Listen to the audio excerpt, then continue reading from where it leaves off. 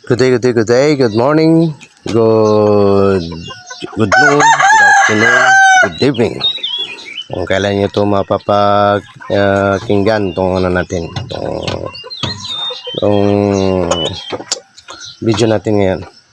So dito, ang ibabahagi ko sa inyo ay kung paano, ano ang gagawin mo upang hindi sisipunin yung manok mo. So very simple ang gagawin natin. So kung magpapakain ka sa manok mo ay mas magaling, mas maganda kung ang ipinapakain mo ay binabasa mo. Binabasa mo talaga yung mas marami ang tubig na inilagay mo. Parang sobrang dami ang tubig. Naaapaw ang tubig sa nilagay mong feeds nila. Pagkatapos doon, kukuha kayo doon ang ipapakain mo sa kanila sa kamay mo. So, ikukontrol mo lang kung gaano kadami yung pinapakain mo. Pagkatapos, lagyan mo ng tubig, ganyan.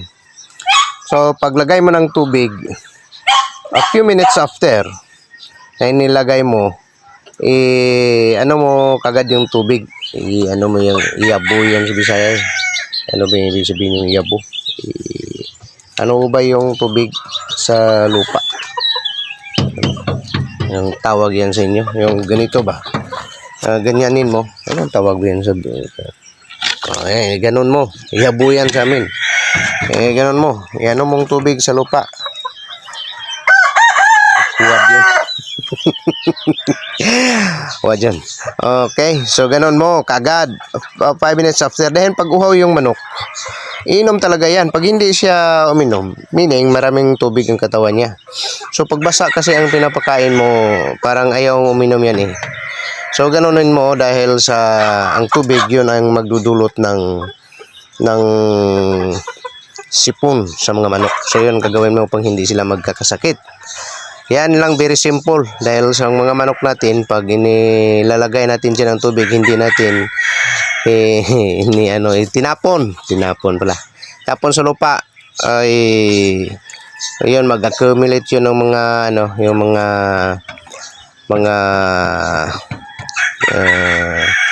germs ba yun? Germs o mikrobyo. Iba kasi ang germs, iba ang mikrobyo eh.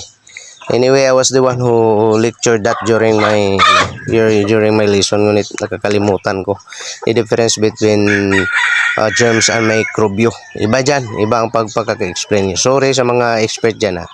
Kalimutan ko kasi. Yun, ganan. So, pag yan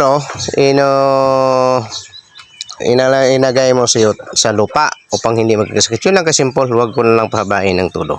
So dito next nating pag-usapan kung ano ang dapat nating gawin upang ang mga mga manok natin ay hindi madaling makabuhi.